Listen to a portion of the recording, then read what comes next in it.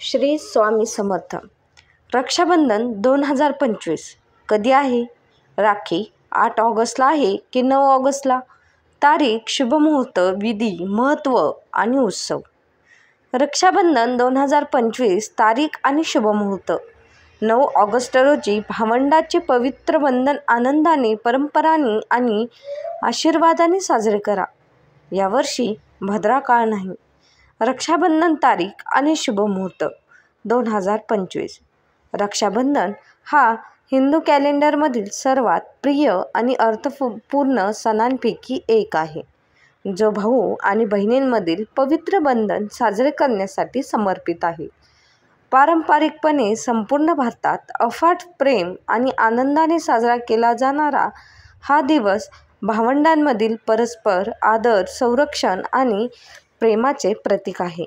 2025 रक्षाबंधन हा सण शनिवार 9 ऑगस्ट रोजी साजरा केला जाईल, जो हिंदू चंद्र कॅलेंडरमधील श्रावण महिन्यातील पौर्णिमेशी जुळतो.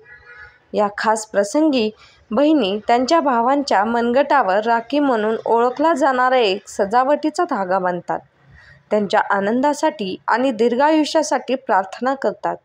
त्या बदल्यात भाऊ भेटवस्तू देतात आणि सर्व संकटांपासून त्यांच्या बहिणींचे रक्षण करण्याची प्रतिज्ञा करतात.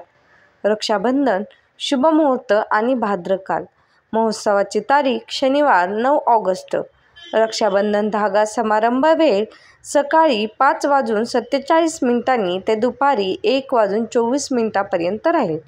पौर्णिमा तिथी सुरू होईल 8 ऑगस्ट रोजी दुपारी 2:12 आणि पौर्णिमा तिथी 9 ऑगस्ट रोजी दुपारी 1:24 संपेल. भद्रा काळ नाही. हिंदू परंपरेनुसार रक्षाबंधन विधी करण्यासाठी आदर्श वेळ उपाहार कालावधी दुपारी उशिरा आहे, कारण हा सर्वात शुभ काळ मानला जातो. जर उपाहार वेळ उपलब्ध नसेल तर प्रदोष कालावधी संध्याकाळी लवकर देखील राखी बांधण्याच्या समारंभासाठी स्वीकार्य आहे. भाद्र काळात रक्षाबंधनाचे विधी टाळणे महत्त्वाचे आहे, कारण भाद्र हा दुर्दैव आणतो असे मानले जाते आणि सर्व महत्त्वाच्या किंवा पवित्र कार्यासाठी तो टाळावा. या दिवशी भाद्र असल्यामुळे हा सण दिवसभर साजरा केला जाऊ शकतो. या उत्सवाची सुरुवात सामान्यतः बहिणी खास पूजा थाळी तयार करून करतात, ज्यामध्ये राखी, धागे, रोली, अक्षता, मिठाई आणि पेटवलेला दिवा अशा सर्व आवश्यक वस्तूंनी सुंदरपणे सजवले जातात.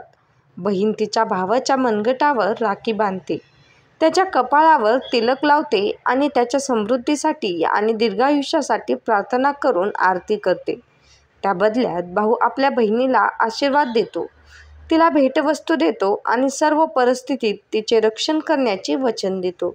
ही परंपरा कौटुंबिक बंध मजबूत करते आणि बहुतेकदा उत्सवाच्या जेवणाने आणि कुटुंबातील सदस्यांमध्ये सामायिक हास्याने समाप्त होते.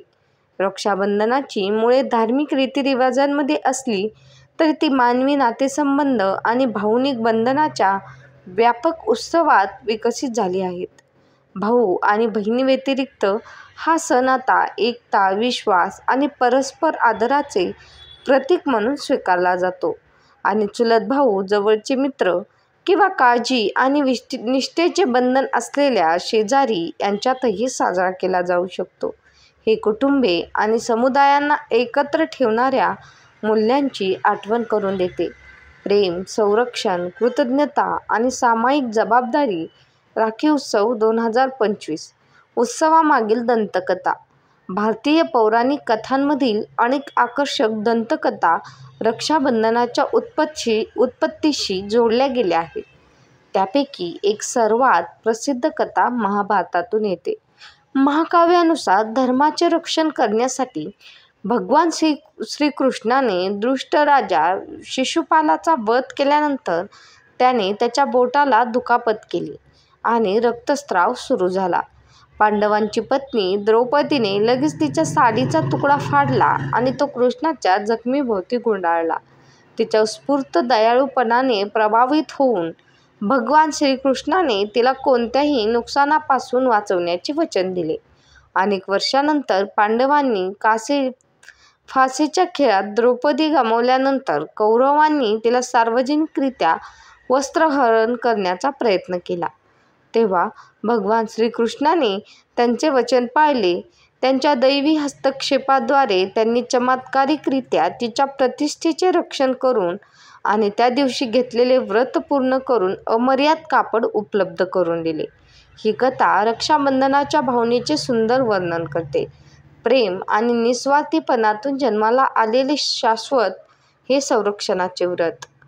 धन्यवाद. माहिती आवडली असल्यास आपल्या चॅनलला नक्की सबस्क्राईब करा आणि लाईक आणि कमेंट करायला विसरू नका.